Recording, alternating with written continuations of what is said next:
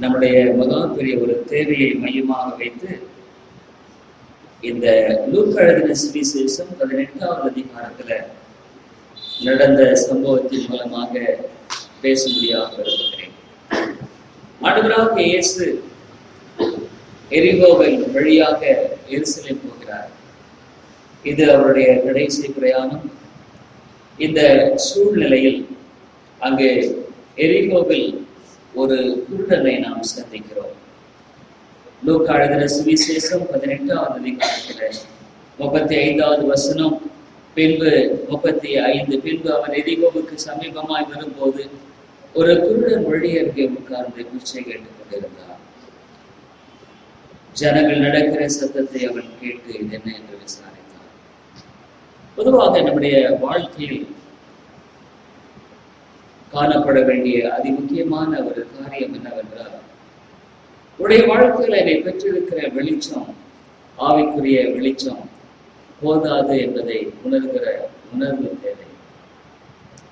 நிறைய பேர் அனைவருடைய வாழ்க்கையில தங்களுடைய ஆவிக்குரிய வாழ்க்கையினுடைய ஒரு நிலையை மேல் நோக்கி போகக்கூடிய அளவுல எதிர்பார்ப்பதில்லை. உலகத்துல ஒரு மனுஷனை நீங்கள் பார்ப்பீர்களானால் உலகத்துக்குரிய காரியங்களில் அவள் உழைக்கிற உழைப்பும் கடுமையான பிரயாசங்களையும் பார்க்கும் பொழுது ஒரு ஆவிக்குரிய மனிதன் அந்த அளவுக்கு ஆவிக்குரிய காரியங்களில இருக்கிறானா என்பது ஒரு பெரிய கேள்வி. ராபர்ட் மொரே மெக்சின் என்ற ஸ்காட்லாந்து ஒரு வாலிபன் தேவனுக்காக உழைக்கும்படியாக தன்னை ஒப்புக் கொடுத்தவர். அவர் அதிகாலை 4 மணிக்கு எழுந்திருக்கும் பொழுது, 3 மணிக்கு எழுந்திருக்கும் பொழுது ஏற்கனவே ஜனங்கள் அங்கு வெளியாக பல உலக பிரகாரமான வேலைகளுக்கு நடந்து செல்லுகிறதை பார்க்கும் பொழுது அநேக சமயங்களில் அவர் வெட்கப்படுவதுண்டு. எவ்விதமான எண்ணத்தோடு வெட்கப்படுவார்? உலக பிரகாரமான மக்கள் உலக பிரகாரமான காரியங்களுக்கு இவ்வளவு விழிப்பாக அதிகாலையில் எழுந்து ஓடுகிறார்கள். ஆனா தேவாதி தேவனுடைய காரியமாக என்னில் விதமான விழிப்பு இருக்கிறதா என்பதை குறித்து அவர் சிந்தித்து பார்க்கிறது உண்டு. ஸ்காட்லாந்து தேசத்துல அதிகமான காலங்கள் அவர் வாழவில்லை. ஏறக்குறைய 30 வயதுக்குள்ளாக மரித்து போனார். ஆனா அவருடைய வாழ்க்கை இன்றைக்கும் ஸ்காட்லாந்து தேசத்துல பேசிக் கொண்டிருக்கிறது. வாழ்ந்த ஒரு சிறிய வாழ்க்கையும் மறைந்து போகாத நித்திய ஒரு வாழ்க்கையாக வெட்டி சென்று விட்டார். ஏன்? அவருடைய வாழ்க்கையில கொண்டிருந்த அந்த ஆவிக்குரிய தாகம், ஆவிக்குரிய வாஞ்சை, ஆவிக்குரிய உண்மையான விருப்பம். ஒன்று அறிந்து கொள்ளுங்க, இந்த உலகத்துல நீ மற்றவர்களை எவ்வளவு தேடுகிறாயோ அதே விதமாக ஆவிக்குரிய காரியங்களை தேடுவது அவசியம். அதே விதமாக அவருடைய வாழ்க்கையில கொடுக்கப்பட்டிருக்கிற எவ்விதமான தருணங்களை நீ இன்னும் மேன்மேலும் உபயோகப்படுத்தி வளர்வது அவசியம். இந்த குருடன் நம்முடைய வாழ்க்கையில விதமாக காலாகாலமாக வாழ்ந்து கொண்டிருந்த ஒரு குருடனாக இருந்தாலும் அந்த நாளில திரளான ஜனங்கள் நடக்கிறதை அவன் கேட்கிறான். விதமாக கேட்ட வேளையில அவன் விசாரிக்கிறான், இது என்ன என்று விசாரிக்கிறான். ஆவிக்குரிய வாழ்க்கையில நமக்கு தேவையானது அநேக சமயங்களில நாம் சிந்தித்து பார்க்க வேண்டியது அவசியம். விதமான தேவனுடைய வார்த்தையை நாம் கேட்கிறோம். தேவனுடைய வார்த்தையின் காரியங்களை குறித்து நாம் அதிகமாக ஒவ்வொரு வாரமும் அல்லது வேதத்துல நாம் கேட்கிறோம். ஆனா அதற்குரிய தேடுதல் நம்முடைய வாழ்க்கையில காணப்படுகிறதா? இது ரொம்ப அவசியமான ஒரு காரியம். ஆனா ஆண்டவர் சொல்றார், தேடுகிறவன் கண்டடைவான். இந்த குருடன் விதமாக கேட்டுக்கொண்டிருந்த பொழுது அங்கே ஜனங்கள் ஒரு காரியத்தை அறிவிக்கிறார்கள். நசரேயனாகிய இயேசு போகிறார் என்று அவனுக்கு அறிவித்தார்கள். அப்பொழுது அவன், இயேசுவே, தாவீதின் குமாரனே, எனக்கு இரங்கும் என்று கூப்பிட்டான். அங்கே அவனுக்கு ஒரு சத்தம் சொல்லப்படுகிறது, இயேசு போகிறார். வேற ஒண்ணுமே அவனுக்கு சொல்லப்படுகிறது. இந்த இயேசுவை பற்றி அவன் அறிந்திருந்தது எவ்வளவு தூரம் என்பதை நமக்கு தெரியாது. ஆனா அவனுடைய வாழ்க்கையில் அந்த ஆவிக்குரிய தருணத்தை இழந்து போக அவன் விரும்பவில்லை. ஆவிக்குரிய அந்த தருணத்தை அவனுடைய வாழ்க்கையில உபயோகப்படுத்தப்படும்படியாக அவன் கற்றுக்கொண்டதை நாம் பார்க்கிறோம். என்னுடைய ஆவிக்குரிய வாழ்க்கையில நான் பார்த்திருக்கிற என்னுடைய அனுபவங்களில் யார் ஆவிக்குரிய காரியங்களை கருத்தாக ஜாக்கிரதையாக தேடுகிறவர்களாக இருக்கிறார்களோ அவர்கள் கண்டடைகிறார்கள். உள்ளவன் எவனும் அவனுக்கு கொடுக்கப்படுகிறது, இல்லாதவனிடத்திலிருந்து எடுக்கப்படுகிறது. இது உண்மையானது. நம்முடைய வாழ்க்கையில எந்த அளவுக்கு ஆவிக்குரிய காரியத்தை கருத்தாய் தேடுகிறோமோ அந்த அளவுக்கு அதனை நாம் கண்டுபிடிக்கிறவர்களாய் காணப்படுவோம். எந்த அளவுக்கு அதை நாம் ஏனோ தானா என்று எண்ணினவர்களாக நினைத்து செயல்படுகிறோமோ அந்த அளவுக்கு தான் நம்முடைய ஆவிக்குரிய வாழ்க்கையானது காணப்படும். ஆனா இது என்ன பரிதாபம்னா, இதுதான் அவனுடைய நித்தியத்தை நிர்ணயிக்கிறது, இதுதான் அவனுடைய முடிவை நிர்ணயிக்கிறது, இதுதான் அவனுடைய வாழ்க்கையினுடைய காரியத்தை நிர்ணயிக்கிறது. நீ விரும்பினாலும் சரி விரும்பினாலும் சரி ஒரு நித்தியத்தை நோக்கி ஓடிக்கொண்டிருக்கிறார். நான் எல்லாம் முடியாது, வர முடியாதுன்னு சொல்ல முடியாது. ஏன்னா தேவன் உனக்கென்று நியமித்திருக்கிறதை இந்த உலகத்துல எந்த ஒரு மனுஷனும் மாற்ற முடியாது. உன்னுடைய வாழ்க்கையில ஆனா தேவன் தருணத்தை கொடுக்கிறார், உன்னுடைய வாழ்க்கையில காலத்தை கொடுக்கிறார். ஆகவே தேவன் அநீதி உள்ளவர் அல்ல. ஒரு மனிதனுக்கு நீண்ட காலம் தருணத்தை கொடுத்துதான் அவருடைய வாழ்க்கையினுடைய முடிவை நிர்ணயிக்கிறவராக இருக்கிறார். உன்னுடைய வாழ்க்கையில ஆகவே தேவன் ஏற்கனவே ஏறக்குறைய எவ்வளவு அளவுகள் கிருபைகளை கொடுத்திருக்கிறார். ஆனா அதை நீ எந்த அளவுக்கு உபயோகப்படுத்துகிறாய் என்பது முக்கியமான கேள்வி. ஆகவே நீனுடைய வாழ்க்கையில இன்றைக்கு நீ இதை இழந்து போய் தவறிவிடும் பொழுது உடைய வாழ்க்கையின் இழப்பு மிக பெரிதாய் காணப்படுகிறது. நீ கழிக்கும்படியாக தேவனற்ற ஒவ்வொரு மணி நேரமும் உடைய வாழ்க்கையில உன்னை பின்னடை செய்யப்படியான எழுத்துக்குள்ளான சக்தியின் ஆளுகைக்குள்ளாய் நீ காணப்படுகிறாய். இந்த மனிதனுடைய வாழ்க்கையில கேட்ட உடனே அவன் சொல்றான், இயேசுவே தாவீதின் குமாரனே எனக்கு இறங்கும் என்று கூப்பிட்டான். அவன் ஒண்ணு தெரிந்து கொள், உன்னுடைய வாழ்க்கையில ஜெபிக்க நீ அறிந்திருக்கிறையா? உடைய ஜெப வாழ்க்கை எப்படி இருக்கிறது எனக்கு தெரியாது. நிறைய பேருக்கு ஜெப வாழ்க்கையே கிடையாது. இந்த சபையில நம்ம எவ்வளவு பணிகளை செய்கிறோம், ஆனா அது போதாது. ஜெபிக்கிற மனிதர்கள் இல்லைன்னா ஒரு ஜெபம் ஒரு சபை எழும்பவே முடியாது. உடைய ஜெப வாழ்க்கை எப்படி இருக்கிறது? நீ உன்னுடைய வாழ்க்கையில எப்படி ஜெபிக்கிற? உன்னுடைய வாழ்க்கையில உன்னுடைய ஜெப வாழ்க்கையை நீ எந்த அளவுக்கு நீ பழக்கப்படுத்தி கொண்டிருக்கிறாய்? ஜெபம் என்பது தேவனை சார்ந்து வாழுகிற வாழ்க்கை. நீ ஜெபிக்காமல் வாழவே முடியாது. ஜெபம் தேவை. இந்த சபைக்கு ஜெபம் தேவை. நம்ம எவ்வளவுதான் பணி செய்தாலும் பரிசுத்த ஆவியானவர் கிரியை செய்யலாம் ஒரு ஆத்மாவும் ரட்சிக்கப்பட முடியாது. ஸ்பர்ஜனுடைய செய்திகள் எல்லாம் வாசிக்கும் பொழுது பரிசுத்த ஆவியானவர் இன்றைக்கும் அவருடைய செய்திகளின் மூலமாக அநேக ஆத்துமாக்களை சந்திக்கிறார். ஏதோ ஸ்பர்ஜன் ஒரு பெரிய மனிதன் என்று அல்ல, பரிசுத்த ஆவியானவர் அந்த வார்த்தைகளை உபயோகப்படுத்தி உள்ளங்களை சந்திக்கிறார். பரிசுத்த ஆவியானவர் எப்பொழுது நம்முடைய வாழ்க்கையில செயல்படுவார்? நம்ம அவரை சார்ந்து கொண்டிருக்கும் பொழுதுதான் செயல்படுவார். நம் பட்சத்திலிருந்து நமக்காக செயல்படுகிறவராய் காணப்படுவார். நீ தேவனை சார்ந்து கொண்டு வாழுகிற வாழ்க்கை தான் உண்மையான ஜெபம். நீ அவரை சார்ந்து வாழுவது அவசியம். உன்னுடைய வாழ்க்கையுடைய நிலைகளில அவரை சாராமல் வாழுகிறதுனால உன்னுடைய வாழ்க்கையில நீ எவ்வளவு காரியங்களை நீ அனுபவிச்சுட்ட. உனக்கு தெரியும் அவனுடைய காரியம், ஆனா உன்னால் அதுல இருந்து மீள முடியல, உன்னால் அதுல இருந்து விடுபட முடியல. நீ ஒருவேளை இந்த குருடனை போல கதறுவாயானால் ஆண்டவர் உனக்கு இறக்க செய்வார். இந்த குருடனை போல நீ கூப்பிடுவாயானால் உதவி செய்வார். இது கிருபையின் காலம். உன்னுடைய வாழ்க்கையை குறித்து யோசனை பண்ணிப்பார். இந்த மனுஷன் ஒரு கண்ணு குருடு, சரீர பிரகாரமான கண்ணு. இவருடைய வாழ்க்கையினுடைய நிலையை விட ஒரு ஆவிக்குரிய குருடனுடைய நிலை மிக பயங்கரமான. ஆவிக்குரிய குருடு நம்முடைய வாழ்க்கையில யாராலும் நீக்கப்பட முடியாது. தேவன் மாத்திரம்தான் நீக்கப்பட முடியும். இந்த மனிதன் விதமாக கேட்ட நேரத்துல அவன் கதறுகிறான். பாருங்க 37ல நசரேனாக இயேசு போகிறார் என்று அவனுக்கு அறிவித்தார்கள். அப்பொழுது அவன், இயேசுவே தாவீதின் குமாரனே எனக்கு இறங்கும் என்று கூப்பிட்டான். அவன் அவனுடைய தேவையை அறிந்த நிலையில கர்த்தரை நோக்கி கூப்பிடுகிறான். அப்பொழுது 38வது வசனத்துல முன்னடக்குவர்கள் அவன் பேசாமல் இருக்கும்படி அவனை அதட்டினார்கள். அவனோ, தாவீதின் குமாரனே எனக்கு இறங்கும் என்று மிகவும் அதிகமாய் கூப்பிட்டான். நிறைய சமயங்களில நினைக்கிறேன், ஜெபம் என்பது தானாக வரும்படியான காரியம் இல்லை. உடைய வாழ்க்கையில ஜெபிக்க கூடாதபடிக்கு உன்னுடைய சொந்த சுபாவம் உன்னை இழுக்கிறதாய் காணப்படும். உன்னுடைய சொந்த மாம்சத்தின் தன்மைகள் உன்னை விடுவதும் பலவிதமான தடைகளுடைய வாழ்க்கையில எழும்பும். ஆனா இதன் மத்தியில உன்னுடைய ஆவிக்குரிய காரியத்தை விளங்கி கொண்டு நீ செயல்படும் பொழுதுதான் நீ மேற்கொள்ளுகிற மனிதனாய் காணப்படுவாய். உன்னுடைய நிலையை குறித்து உணர்கிற ஒரு நிலை கர்த்தர் தான் வெளிப்படுத்த முடியும். கர்த்தர் தான் வெளிப்படுத்த முடியும். உன்னுடைய வாழ்க்கையில இந்த மனிதன் அவிதமாக அவன் போகிறான். ஏன் அவன் அவிதமாக கூப்பிடுறான் தெரியுங்களா? அவனுடைய குருடு நீங்க வேண்டும். அதுதான் அவனுடைய ஒரே குறிக்கோள். அவனை அங்கு அவிதமாக அழைக்கிறதை நாம் பார்க்கிறோம். அங்கே 41வது வசனத்துல நான் உனக்கு என்ன செய்ய வேண்டும் என்று இருக்கிறாய் என்று கேட்டார்.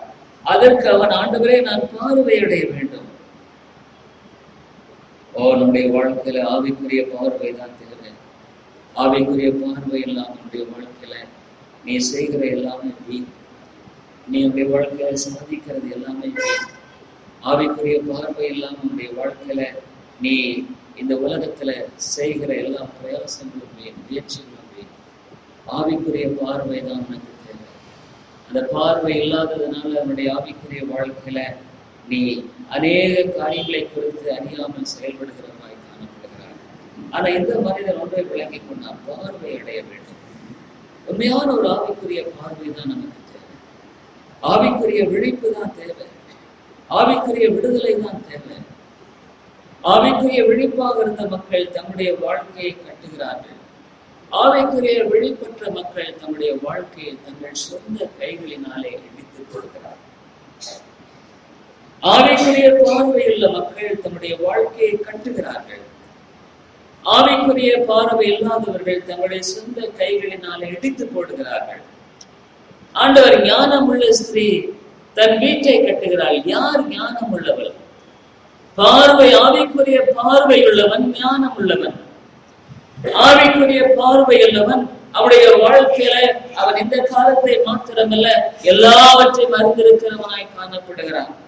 அவனுக்கு இறந்த காலம் தெரியும், அவனுக்கு நிகழ்காலம் தெரியும், அவனுக்கு எதிர்காலமும் கூட தெரியும். எப்படி தெரியும்? அவன் ஆவிக்குரிய பார்வை உள்ளவனாய். ஆவிக்குரிய பார்வை எப்பொழுதும் தொலைநோக்கு பார்வையாக இருக்கிறது. ஆவிக்குரிய பார்வை உடைய வாழ்க்கையில தேவனை நோக்கி பார்க்கிற பார்வையாக இருக்கிறது.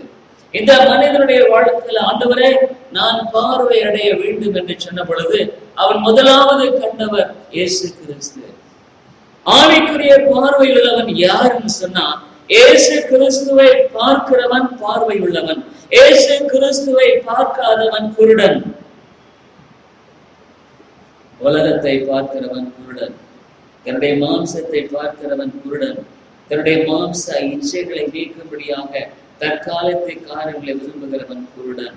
அவனுடைய வாழ்க்கையில அவன் தடுமாறுகிறவனாய் காணப்படுகிறான். விடுதலையற்ற நிலையில வாழ்ந்து கொண்டிருக்கிறான். ஒன்னை தெரிந்து கொள், நீ தேவனுடைய கிருபையை பற்றி கொள்ளாமல் வாழுகிற வாழ்க்கை, நீ விரும்பினாலும் சரி விரும்பலனாலும் சரி, நீ ஒரு குருடான வாழ்க்கையாக கொண்டிருக்கிறாய். உடைய வாழ்க்கையில நீ செய்வதெல்லாம் ஆசீர்வாதமாகவே இருக்காது. ஆசீர்வாதமாகவே இருக்காது. நீ ஒருவேளை நினைக்கிறான் நீ ஆசீர்வாதமாக இருக்கும் என்று நினைக்கிறாய். ஆனா வேதம் சொல்லுகிறது, என்னை இல்லாமல் உங்களால் ஒன்று சேர்க்கிறார்.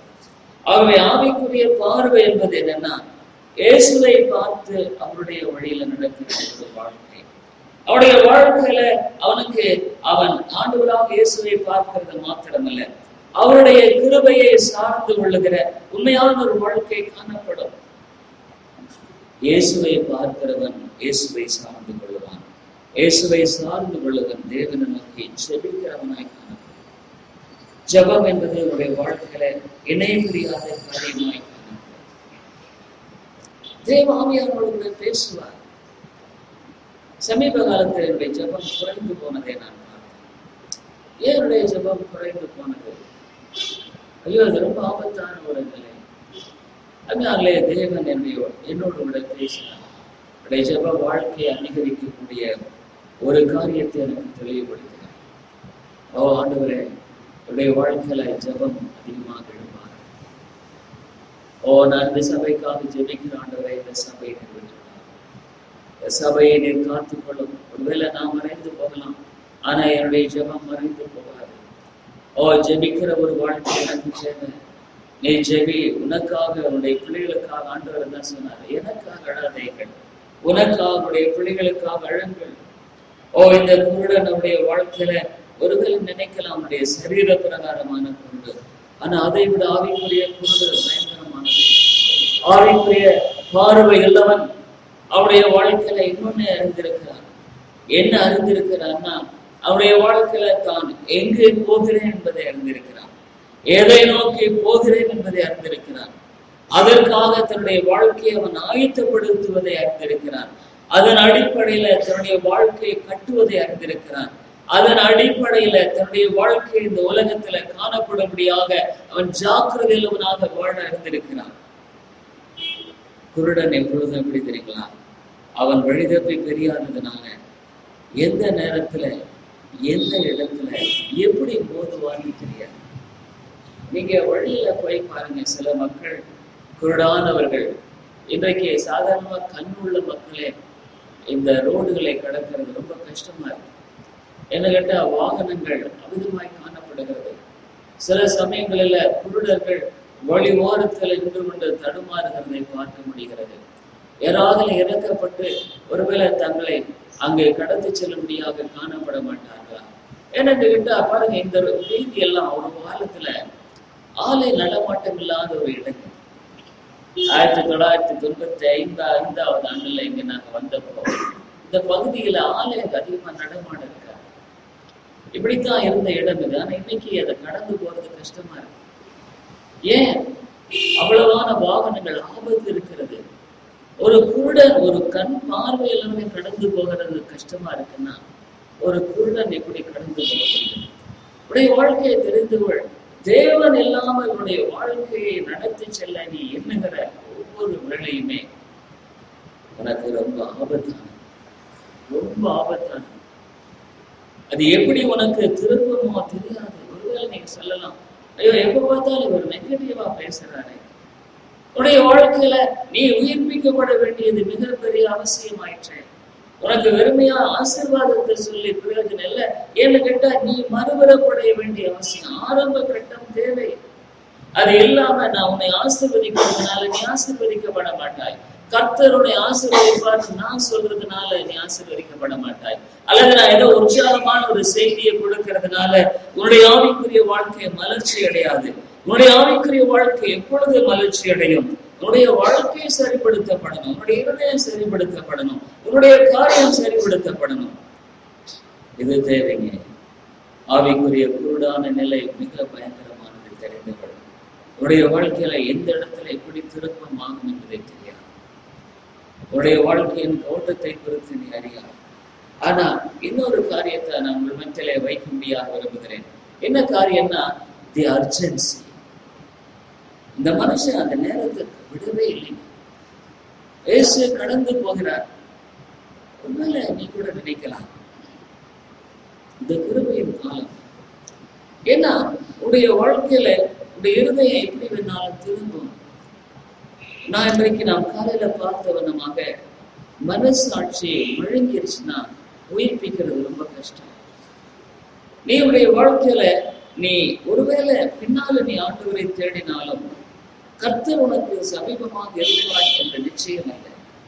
ஆகவே வேதம் சொல்லுகிறது, இப்பொழுதே கிருபையின் காலம், இப்பொழுதே அனுக்கிரக காலம். நீ இப்பொழுதே தேவனை நோக்கி கதறுவது அவசியமானது. உன்னுடைய வாழ்க்கையில நாள் என்பது அல்ல. இந்த மனிதன் தாமதிக்கல, நீ எதுல தாமதித்தாலும் சரி. ஆனா ஆவிக்குரிய வாழ்க்கையில தாமதம் என்பது மிக அபாயம். ஆவிக்குரிய தாமதம் என்பது உன்னை வேறு திசைக்குள்ளாய் கொண்டு போகலாம். ஆவிக்குரிய தாமதம் என்பது இருதயமே கூட கடினப்பட்டு விடலாம். இன்னைக்கு ஆண்டவரை தேடுகிற, ஏன்னா நான் நிறைய பேரை பார்த்திருக்கிறேங்க, இருதயம் கடினப்பட்டு போனவர்கள், அவளை உயிர்ப்பிக்கிறது கூடாத காரியம் வேதம் சொல்லுது. எபிரேயர் நிருபத்துல பாருங்க, தேவனுடைய வசனம் சொல்லுது, அவிதமான ஒரு நிலைக்குள்ள ஒரு ஆத்மா போயிருச்சுன்னா நீ என்னதான் பிரசங்கித்தாலும் அதை கேட்கவே மாட்டாங்க. என்னதான் பிரசங்கித்தாலும் அவர்களுக்குள்ளாக அந்த ஆவிக்குரிய அந்த உத்வேகம் என்பது வராது. அவர்களுக்குள்ளாக நீங்க அவர்களை புதிப்பது கூடாத காரியம். ஒரு காலத்தில் அவர்கள் ஆண்டவருடைய காரியங்களின் அந்த எளிமையான ருசியை ருசி பார்த்தது உண்டு. ஆனா இப்போ அவர்களுக்கு அது உயிர்ப்பிக்கக்கூடிய வசனங்களாக இல்லை. எபிரேயர் 6வது அதிகாரத்தில் விதமாய் வாசிக்கிறோம். 4வது வசனம், ஏனெனில் ஒரு தரம் பிரகாசிப்பிக்கப்பட்டோம், பரம ஈவை ருசி பார்த்தோம், பரிசுத்த ஆவியை பெற்றோம். அப்படின்னா பரிசுத்த ஆவியானுடைய அந்த செயலின் காரியத்தை பார்த்தும், தேவனுடைய நல் வார்த்தையும் இனிவரும் உலகத்தின் பலன்களையும் ருசி பார்த்தோம். அதாவது ஆண்டவர் அவர்களுக்கு ஒரு குறிப்பிட்ட அளவுல அவருடைய உண்மையான ஆசீர்வாதத்தின் தன்மையை வெளிப்படுத்தி இருக்கிறார். தேவனுடைய நல் வார்த்தையும் இனிவரும் உலகத்தின் பலன்களையும் ருசி பார்த்தோம். மறுதலித்து போனவர்கள், இவங்களை எந்த ரிஸ்ல ஆண்டவர் சேர்க்கிறான்னா மறுதலித்து போகிறவர்கள். அதாவது ஒன்று நான் சொல்றேன், ஆவிக்குரிய வாழ்க்கையில் எப்பொழுதும் முன்னோக்கி ஓடிக்கொண்டிராத எந்த ஒரு மனிதனும் இந்த லிஸ்ட்ல தான் இருக்காங்க. பின்னோக்குதல் என்பதே கிடையாது. உடைய ஆவிக்குரிய வாழ்க்கை முன்னேறி சென்று நீ ஓடுபடியா அழைக்கப்பட்டிருக்கிறார். பவுல் தான் சொல்றார், எதற்காக நான் அழைக்கப்பட்டேன் அதை நோக்கி பின்தொடர்கிறேன். உன்னுடைய ஆவிக்குரிய வாழ்க்கையில இந்த விதமான ஒரு ஆத்மா ஒத்துவேகம் இல்லைன்னா அருமையான சகோதரனே சகோதரே, நீ இழக்கப்பட்டு போயிருவேன். நீ எப்பொழுது நீ ஒரு நாள் மறிக்கும் தெரிந்து கொள். You must die one day. அது ஒருவேளை எந்த மணி நேரம் தெரியாது, எந்த நாளும் தெரியாது, ஆனா நீ மறிக்க வேண்டும். இன்னைக்கு நீ இளவயது என்று நினைக்கலாம், ஆனா உன்னுடைய காலம் வெகு சீக்கிரமாய் கடந்துவிடும்.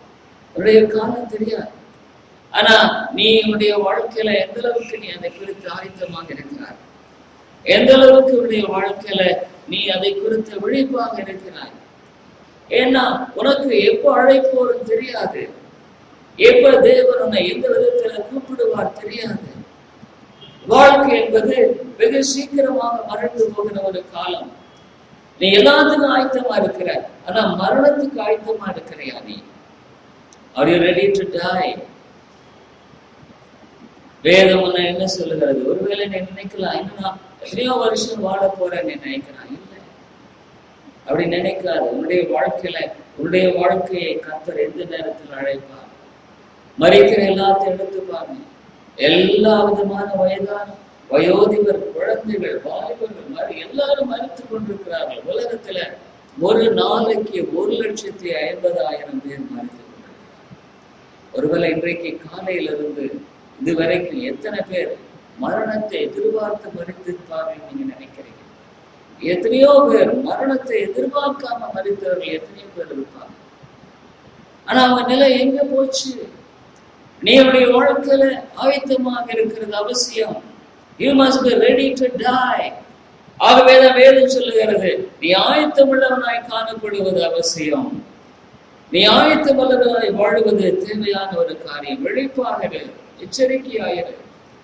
இந்த மனிதன் அந்த தருணத்தை இழந்து போக ஆயத்தமாக இல்லை. ஆகவேதான் வேதம் சொல்லுகிறது, ஆயத்தமாக இருக்க வேண்டியது அவசியமானது. விழிப்பாக இருங்கள். தேவனுடைய வருகை என்பது ஒருவேளை சொல்லப்படுகிறானோ நம்முடைய வாழ்க்கையின் முடிவை நாம் அறியோம். ஆனா எந்த நேரத்துல நாம் ஆயத்தமா இருக்கிறோம், அப்ப நம்ம மரணத்துக்கு பயப்பட வேண்டியதே இல்லை. மரணத்தை குறித்து பயப்படுவது தேவையில்லை. தேவனுடைய வாழ்க்கையில மரண பயத்தை எடுத்திருக்கு. பெரிய ஒரு கிறிஸ்தவ வாழ்க்கையில என்ன தெரியுங்களா? மரண பயம் நம்மை விட்டு எடுக்கப்பட்டிருக்கு. எபிரேயர் நிருபத்துல நாம் பார்க்கிறோம், நாம் மறிக்க பயப்படுவதில் ஒருமை கிறிஸ்தவன் மறிக்கும்படியாக அவனுடைய வாழ்க்கையில அவன் பயப்படுவதே கிடையாது. என்று கேட்டா அவனுடைய வாழ்க்கையில அவன் அந்த நிலையான நகரத்தை நோக்கி ஓடுகிறவனாய் காணப்படுகிறான். தேவன் அவனுக்கு என்று ஆயத்தப்படுத்தி இருக்கிற அந்த காரியத்தை அவன் தாமே நோக்கி ஓடுகிறதுனால மரண பயத்தை ஒரு ரட்சிப்பினுடைய ஒரு அடையாளம் என்ன தெரியுங்களா? தேவன் மரண பயத்தை நம்ம எடுத்துக் கொள்வார். யாராவது வசனம் ஞாபகம், மரண பயத்தை உடைய வாழ்க்கையிலிருந்து தேவன் எடுத்துக் கொள்கிறவராக காணப்படுகிறார். தேவனுடைய மரண பயத்திலிருந்து நம்மை விடுதலையாக்கி இருக்கிறார். என்னங்க தேவனுடைய பெரிய ஒரு காரியம் என்ன தெரியுங்களா? மரண பயத்திலிருந்து நம்மை மீட்டிருக்கும்படியான காரியமாய் காணப்படுகிறது. ஆகவேதான் ஏன் கேட்டா, நீங்க எபிரேயர் நிருபத்துல நிறைய காரியங்களை குறித்து பேசுகிறார். இங்க பாருங்க, அந்த விசுவாச அறிக்கை 11ஆம் அதிகாரத்துல இப்படி 14ஆம் வசனம், இப்படி அறிக்கையிடுகிறவர்கள் சுய தேசத்தை நாடி போகிறோம் என்று தெரியப்படுத்துகிறார். 16ஆவது வசனத்தில் அவர்களுக்கு ஒரு நகரத்தை ஆயத்தம் பண்ணினாரே.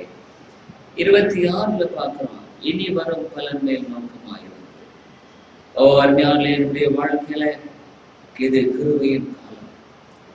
ஆவிக்குரிய வாழ்க்கை என்பது நீ உண்மையான தேடுதலோடு கூட நீ அவிதமாய் வாழக்கூடிய ஒரு வாழ்க்கையாக இருந்தால் மாத்திரம்தான் உன்னுடைய வாழ்க்கையில் ஆவிக்குரிய தேடுதலானதை காணப்படும் என்பதை குறித்து நீ நிச்சயமாக தேவனுடைய வாழ்க்கையில ஆவிக்குரிய உத்வேகத்தை கொடுத்திருப்பாரானா அது உண்மையான விதத்துல தேட வேண்டிய மிகப்பெரிய ஒரு காரியமாய் காணப்படுகிறது. உன்னுடைய வாழ்க்கையில உண்மையான ஒரு தேவனுடைய தேடுதல் காணப்படுவது மிக அவசியமான ஒரு காரியமாக இருக்கிறது. நீ எந்த அளவுக்கு இதை கருத்தாய் தேடுகிறாய் என்பது மிக அவசியமான ஒரு காரியம். என்ன கேட்டா, வாழ்க்கை என்பது நம்முடைய வாழ்க்கையில ஒரு பெரிய ஒரு காரியத்துக்கு உட்படுத்தப்பட்டதாய் காணப்படுகிறதாக இருக்கிறது. உடைய வாழ்க்கையில ஒரு ரட்சிப்பினுடைய அடையாளம் என்ன தெரியுங்களா? மரண பயம் மட்டுமல்ல, உனக்குள்ளாக அந்த நித்தியத்தை குறித்த வித்து காணப்படும். ஒரு ரட்சிக்கப்பட்ட மனிதனுடைய அடையாளத்துல இன்னொரு முக்கியமான ஒரு பங்கு என்னவென்றால், அவங்களுக்குள்ளாக சுய தேசத்தை நாடி போகிறோம் என்று அந்த காரியத்தை உடைய வாழ்க்கையில அங்கு விடுதலை பெற்றவர்களாய் காணப்படுவர்களாக காணப்படுவார்கள். தேவனுடைய உண்மையான விடுதலை அவரை பெற்றவர்களாய் காணப்படுகிறவர்களாய் காணப்படுவார்கள். ஆகவே நம்முடைய வாழ்க்கையில உண்மையான விடுதலை என்பது இந்த உலகத்தோடு கூட பாருங்க, இன்னொன்று ரட்சிக்கப்பட்ட மனுஷனுடைய வாழ்க்கையில இந்த ஒரு வித்து கூட இருக்கும். அவங்க நித்தியத்தை நோக்கி ஓடுகிற ஒரு வித்து காணப்படுகிறதாக இருக்கும். பரலோகத்தை குறித்த நிச்சயம் அவர்களுக்குள்ளாய் காணப்படும். இல்லைன்னா உனக்குள்ள என்ன இருக்குன்னா, அங்கே அந்த அந்த தேவனுடைய காரியங்களை குறித்து என்னும்படியான காரியமானது உனக்குள்ளாய் காணப்படாது. உன்னுடைய வாழ்க்கையில அந்த நிலையானது மெய்யானதாய் காணப்படாது.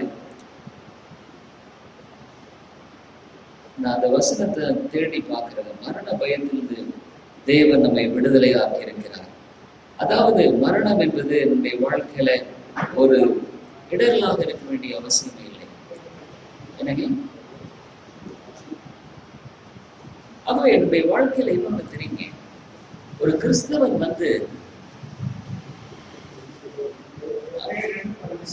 எபிரேயர்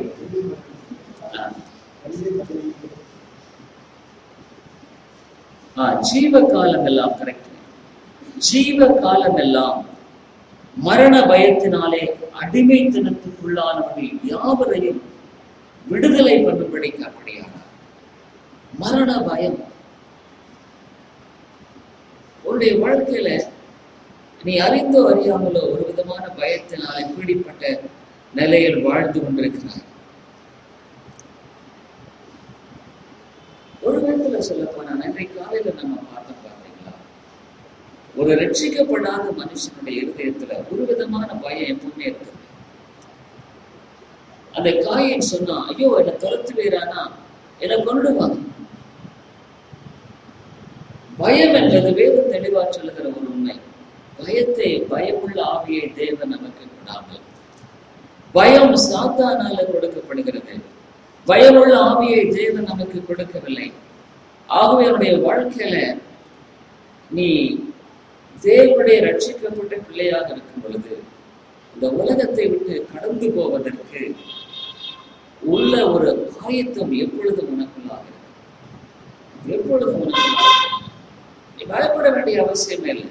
ஐயோ நான் செத்து போயிட்டா என்னை பத்தி என்னுடைய பிள்ளை, உன்னை விட உன்னுடைய தேவன் அவளை நல்லபடியாய் காத்து. எத்தனை வாலிபர்கள், எத்தனை மயோதி மரித்து போகிறாங்க, அருமையான பிள்ளைகளை விட்டு மரித்து போறாங்க. ஆனா என்ன நம்பிக்கை இருக்கிறது?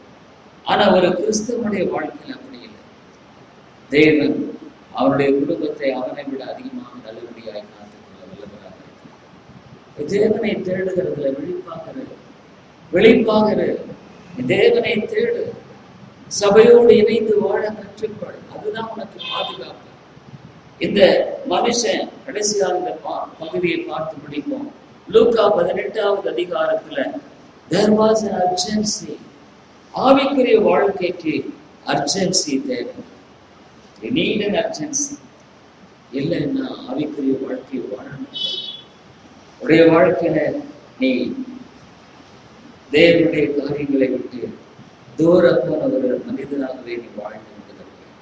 அந்த அர்ஜென்சி இருந்ததுனாலதான் தடைகளை மேற்கொள்கிறவனாய் காணப்பட்டான். நீ சொல்ற பல தடைகள் சொல்ற பாருங்க, நீ சொல்றதெல்லாம் நியாயமானதே கிடையாது. ஓப்பனா பேசு. நீ ஒரு சபையோடு இணைந்து வாழப்படியான வாழ்க்கைய வாழுன்னு சொன்னா நீ 1008 சாக்கு போக்கு சொல்ற. ஆனா அதை நீ நியாயப்படி நிதானித்து பார்ப்பாயானால் அது நியாயமானதே இல்லை. நியாயமானது இல்லை. நீ உண்மையா ஒரு ஆத்மா தேவனை தேடாதபடிக்கு தன்னுடைய வாழ்க்கையை நடத்தி கொள்ளக்கூடிய துணிகரம் என்கிற பாவத்தினாலே பீடிக்கப்பட்டிருக்கிறதுனால அவர்கள் விளைவு அல்லாமல் வேற இல்லை, வேற இல்லை. நீ உடைய வாழ்க்கையில தேவனை தேட மனதில்லைன்னு சொல்லு. உடைய வாழ்க்கையில உடைய சுயத்தை நம்புகிறன்னு சொல்லு. நீ ஆண்டவரை நம்புறன்னு பொய் சொல்லாத. நீ ஆண்டவரை சார்ந்து வாழுகிறன்னு சொல்லி உடைய வாழ்க்கையில உன்னை நீ ஏமாற்றிக் கொள்ளாத.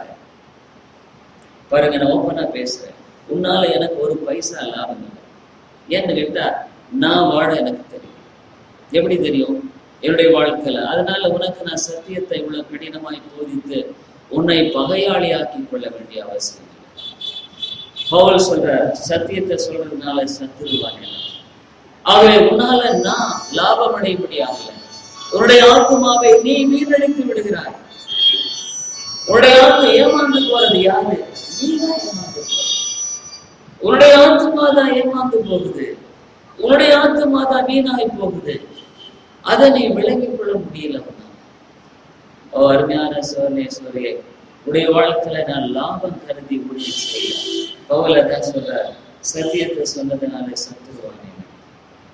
உடைய வாழ்க்கையில நீதான் ஏமாந்து போற. கடைசியில பாருங்க, ஒருவேளை தேவன் என்னை இன்னும் அதிகமாய் கனப்படுத்துவார். நான் பேசுறேன்னு கேட்டா, இவ்வளவு கடினமான மக்கள் மத்தியில நீ மனத்துல நான் ஊழியம் செய்த இல்லையா, அதுக்காக எனக்கு அதிகமான வெகுமதிகளை தாண்டவும். ஏன்னா தேவனுடைய காரியத்துல உண்மையான விதத்துல உழைக்கும் பொழுது ஒரு மனுஷனுடைய காரியம் வீணல்ல. ஆகவே நீ எந்த அளவுக்கு இருதயம் கடினப்பட்டு போகுது அந்த அளவுக்கு எனக்கு நல்லது. எப்படி நல்லது? இவ்விதமான மக்கள் மத்தியில நான் உழைக்கிறேன். ஜனங்கள் சத்தியத்துக்கு செவி மடுக்கல, சத்தியத்துக்கு செவி விடாமல் போனார்கள். ஆனா தேவன் அவர்களுக்கு அதிகமான பலனை கொடுப்பார். ஆண்டவர் சொன்னார், எரேமியாவை பார்த்து சொன்னார், போ நீ இடிங்கிறார். அவங்க செவி கொடுக்க மாட்டாங்க. ஏசாயா சொல்றார், அவங்க செவி கொடுக்க மாட்டாங்க. ஆனா நீ போதிங்கிறார். ஆனா அந்த மாதிரி ஒரு கடுமையான நிலைக்குள்ள அவனுடைய ஆத்மாக்களை தயவு செய்து நீங்க எண்ணிக்கொண்டு வாழாதீங்க. மனம் திரும்பு, மனம் திரும்பு. தேவனுடைய கிருபை உன்னை சந்திக்கும்படியாக அழைக்கிறது. அர்ஜென்சி. ஆண்டவருடைய சத்தியத்தை கேட்டோம். உன்னுடைய வாழ்க்கையில இருதயத்தை கடினப்படுத்தாத. சபையை அண்டி வாழ கற்றுக்கொள். சபையை நீ புறக்கணிப்பாயானா தேவன் உன்னை புறக்கணிப்பார். சபையை நீ புறக்கணிப்பாயானா உன்னுடைய வாழ்க்கையில நீ உடைய செழிக்க முடியும்னு நினைக்காத. Never think that you will prosper when you despise the church. சபை தேவனுடைய சரீரம். நீ அதை புறக்கணித்து நீ வாழ முடியும்னு நினைக்கிறனா உன்னை போல மதியனன் ஒருவனும் இல்லை, தெரிந்து கொள். சபையை அண்டி வாழ கற்றுக்கொள். சபை உன்னை அண்டி வாழல, சபையை நீ அண்டி வாழ தெரிந்து கொள்ள. நானுக்கு எனக்கும் அதேதான், உனக்கும் அதேதான். சபையை தேடி ஓடு. வேதம் என்ன சொல்லுது? புதிய பாட்டுல சபை சபை சபை என்று வேதம் என்ன சொல்லுது? சபையினுடைய காரியத்தை அலட்சியம் பண்ணாதன்னு வேதம் சொல்லுது. ஆனா நீ துணிகரமாக நீ அலட்சியப்படுத்துவாயானால் தேவன் ஆக்கனையோடு கூட உன்னை சந்திக்கிற காலம் வெகு சீக்கிரத்துல தெரிந்து கொள். உடைய இருதயம் கடினப்பட வேண்டாம். மனம் திரும்பு. உடைய இருதயத்தை தாழ்த்தி தேவனுக்கு பாவம் கொடு. ஜெபிப்போம். கிருபையுள்ள நல்ல ஆண்டவரே, உம்முடைய ஜீவனுள்ள வார்த்தைகளுக்காக துதிக்கிறோம். சபையை அண்டி வாழ முடியாதபடிக்கு காணப்படுகிற எந்த ஒரு இருதயம் சபிக்கப்பட்ட இருதயம், தேவாவியானவரே நீர் கிருபையாக இந்த இடத்துல செயல்படும். உம்முடைய ஆவியானுடைய வல்லமையான கிரியை நடப்பிய ஆண்டவரே, இந்த இடத்துல தேவனுடைய கோபாக்கினை ஆண்டவரே ஊற்றப்படுவதற்கு முன்பாக உம்முடைய கிருபையை அண்டிக் கொள்ளக்கூடிய ஒரு உண்மையான மனதை மக்கள் மத்தியில் இருந்தார். ஏசாயா எவ்வளவாக ஆண்டவரே மக்களுடைய இருதயத்தின் கடின நிலையின் மத்தியில தேவனே தொடர்ந்து பிரசங்கிக்கும்படியாக அழைக்கப்பட்டதை போல, அல்லது எரேமியா மக்களுடைய இருதயம் கடினப்பட்ட நிலையில் பிரசங்கிக்கப்பட்ட நிலையில ஆண்டவரே, அல்லது மோசே வனாந்திரத்துல ஐயோ எவ்வளவு காலம் 40 ஆண்டு காலமாக நீர் பொறுமையோடும் இருந்து அந்த மக்கள் மத்தியில அநேக அற்புதங்களை செய்தீர், அடையாளங்களை செய்தீர். ஆனா சபை, அந்த மக்களோ சபையை அலட்சியப்படுத்தினதுனாலும் ஆண்டவரே கானான் தேசத்துல பிரவேசிக்க கூடாதபடிக்கு அவளை அழித்துக் கொண்டீர். ஐயோ, இங்க இருக்கிற ஒருவருக்கும் அந்த நிலை ஏற்பட வேண்டாம் ஆண்டவரே. இங்க இருக்கிற ஒருவருக்கும் அதுமான நிலை ஏற்படுவதற்குமாக மனம் திரும்ப உதவி செய்யும் ஆண்டவரே. மனம் திரும்புவதற்கு என்று அழைக்க வந்தேன் என்று சொல்லியிருக்கிறேன். மனம் திரும்புங்கள் என்று சொல்லுகிறேன். வெளிப்படுத்தின விசேஷத்துல சபையை பார்த்து மனம் திரும்ப என்று நீர் அறைகூவல் விடுகிறீர் ஆண்டவரே. அந்த நாளில அறைகூவல் விட்ட வண்ணமாக இன்றைக்கு ஆண்டவரே எங்களுக்கும் அதே அறைகூவல் இன்றைக்கு எங்களுக்கு கொடுக்கப்படுகிறது. இந்த உலகம் எங்கும் கொடுக்கப்படுகிறது. மனம் திரும்ப. ஓ ஆண்டவரே, மனம் திரும்பாமல் ஆண்டவரே, மனம் திரும்பி சிறு பிள்ளைகளை போல ஆகாவிட்டால் பரலோக ராஜ்யத்தை காண மாட்டீர்கள் என்று வேதம் சொல்லுகிறது. கிருபையாயிரும் ஆண்டவரே, இந்த இடத்துல மனம் திரும்பலின் ஆவியை ஊற்றும் ஆண்டவரே. உடைய இரக்கங்கள் மிக பெரியவைகள், உடைய தயவுகள் மிக பெரியவைகள். உம்மை நோக்கி உண்மையான இடத்துல தாழ்த்துகிற எந்த ஒரு ஆத்மாவையும் நீர் ஆண்டவரை அரவணைக்கும்படியாக அந்த கெட்ட குமாரனை தூரத்துல கண்டு நீர் அரவணைத்து வண்ணமாக மனம் திரும்பி வருகிற எந்த ஒரு ஆத்மாவையும் அரவணைக்க நீர் ஓடோடி வருகிற தேவனாக இன்றைக்கும் இருக்கிறீர் ஆண்டவரே. எந்த ஒரு மனுஷன் ஐயோ ஆண்டவரே நான் சபையோடு இணைந்து வாழக்கூடாதபடிக்கு நான் சொல்லுகிற சாக்கு போக்குகள் மன்னியும் ஆண்டவரே. அவைகள் பொய்யானவைகள், அவைகள் உண்மையானவைகள் அல்ல. என்னுடைய ஆழமான உள்ளான இருதயத்துல சபையை அண்டி கொள்ளக்கூடிய அதன் அடிப்படையில வாழக்கூடிய ஆழமான ஒரு தீராத தாகம் என்னிடத்துல இல்லை என்பதுதான் உண்மை என்பதை தன்னுடைய உண்மையான நிலையை ஒத்துக்கொண்டு தன்னுடைய வாழ்க்கையில தேவன் பக்கமாய் வரக்கூடிய மனநிலையை ஒவ்வொருவருக்கும் ஏற்பட்டிடும் ஆண்டவரே. ஏசாவை போல நாங்கள் கடினப்பட்டு எங்களுடைய வாழ்க்கையில எங்களை நான் அழித்து விடாதபடிக்கு உதவி செய்யும். கிருபையாயிரும் கர்த்தாவே, நீர் உதவி செய்யும். இந்த சபையில மனம் திரும்புதலை தாரும். ஒவ்வொருவரை ரட்சித்துக் கொள்ளும் ஆண்டவரே. வீட்டுக்கு